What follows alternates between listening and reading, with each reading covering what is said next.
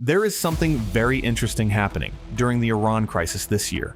While many countries are worried about rising oil prices, increasing living costs, and pressure on their economies, Russia finds itself in a very different position. Without sending troops or getting directly involved, Moscow is still able to benefit from the situation. Every time a major global oil route is disrupted by conflict, prices rise, and that is where the opportunity appears. For Russia, oil is not just a commodity. It is one of the country's main sources of income. When prices rise, government revenue rises as well, helping Moscow absorb some of the pressure caused by the war in Ukraine. But the situation is not as simple as it looks. So in this video, we are going to look at just how much Russia is really benefiting from this conflict, and how long this advantage can actually last. Stay tuned. To understand why Russia benefits, we first need to start with the Strait of Hormuz. This is not just an ordinary shipping lane. It is one of the most important oil routes in the world. When tensions involving Iran escalate, and oil flows through the Strait of Hormuz become disrupted, global markets immediately see it as a threat to supply. According to the U.S. Energy Information Administration, disruptions in the Strait of Hormuz caused countries such as Iraq, Saudi Arabia, Kuwait, United Arab Emirates, Qatar, and Bahrain to reduce oil production. Overall, the reduction reached around 7.5 million barrels per day in March 2026 and was estimated to rise to 9.1 million barrels per day in April 2026. This means the Iran conflict is not just about missiles or warships. Its effects are felt directly through oil prices, diesel costs, logistics costs, and eventually the price of everyday goods. And this is the first important point. The Iran conflict created a risk premium in the oil market.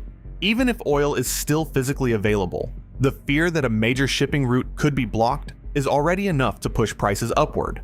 In this situation, Russia is in a highly favorable position. Russia remains one of the world's largest oil exporters.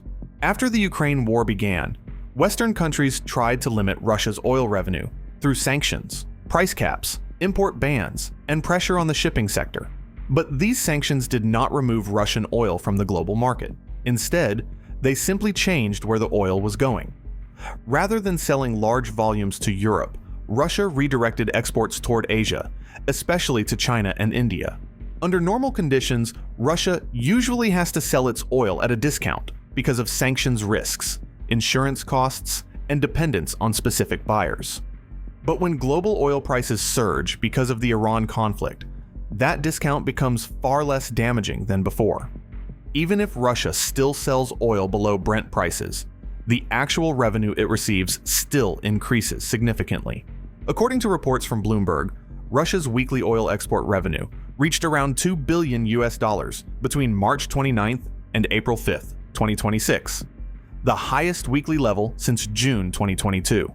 And this is not a small gain. For a country financing a long and expensive war in Ukraine, every increase in oil prices directly strengthens government income. For Russia, oil is the engine of state finances. The numbers also suggest that Russia is genuinely benefiting from this surge in prices. According to the International Energy Agency, Russia's revenue from crude oil and petroleum exports rose to around $19 billion in March 2026, nearly double compared to February 2026. At the same time, Russian oil exports increased to around 7.1 million barrels per day in March, an increase of roughly 320,000 barrels per day compared to the previous month. This also explains why Western countries struggle to completely shut down Russian oil flows. In theory, the West wants to reduce Moscow's revenue, so it becomes harder for Russia to finance the war in Ukraine. But in reality, Russian oil is still needed in the global market. If too much supply disappears, global oil prices could spike even higher.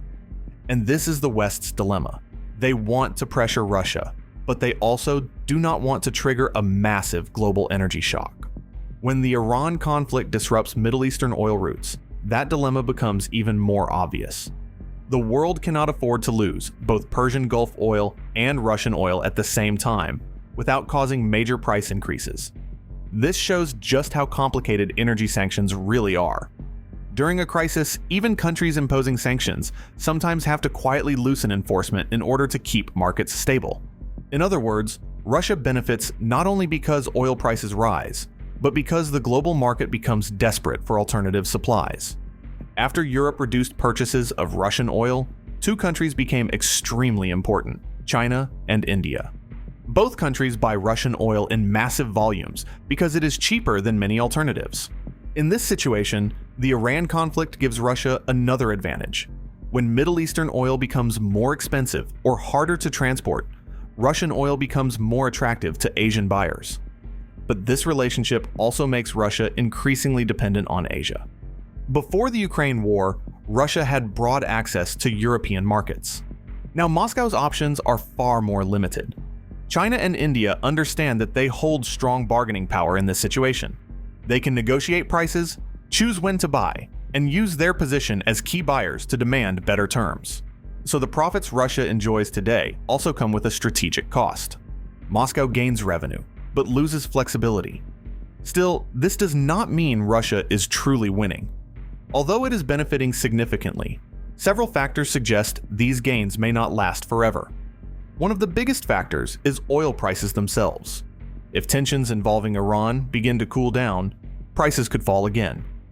According to forecasts from the U.S. Energy Information Administration, Brent crude could fall below $90 in the fourth quarter of 2026, with average prices around $76 in 2027 if supply disruptions continue recovering. At the same time, Western sanctions still complicate shipping, insurance, financing, and international transactions. Even though Russia has built a so-called shadow fleet and alternative payment systems, these solutions still increase operational costs and risks. Russia also continues facing attacks on energy infrastructure, technological pressure, and limited access to Western capital. Oil revenue may help cover short-term weaknesses, but it does not necessarily rebuild a modern and competitive economy. What is clear is that this crisis reveals a much bigger reality about the modern world. Energy remains one of the most powerful geopolitical weapons on Earth. Many countries talk about green energy and energy transition, but the reality is that oil still plays a huge role in determining inflation, political stability, war budgets, and relations between major powers. For energy-importing countries, the Iran conflict means higher costs. But for energy exporters like Russia, it creates an opportunity to increase revenue. However, that opportunity comes at someone else's expense. Consumers pay more for fuel. Companies face rising logistics costs. Governments must spend more on subsidies.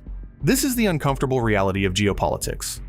One war can become a crisis for some countries, while becoming a source of profit for others. So, is Russia making huge profits from the Iran conflict? The answer is yes, but mostly in the short term. These gains do not mean Russia is free from deeper problems, because it still depends heavily on oil prices that could fall at any time. For now, the Iran conflict gives Russia valuable breathing room,